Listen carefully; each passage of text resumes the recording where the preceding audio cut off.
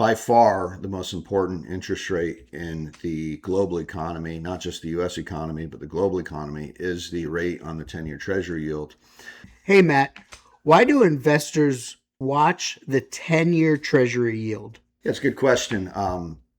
The main reason for this is that most interest rates are based off of the Treasury yield. So if this is the highest rate that somebody can receive at the lowest level of risk, all interest rates are going to be priced off of this. So it's going to affect mortgage rates, residential and commercial. It's going to affect business borrowing rates.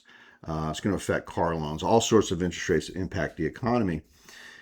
In the equity market, the reason is that equities are generally priced off of expected future earnings. So when you use a higher interest rate to make these valuation calculations, then the present value of those future earnings will go down. So it affects equities that way. It can also be seen as a means of slowing the economy, so it can affect earnings expectations in that way as well.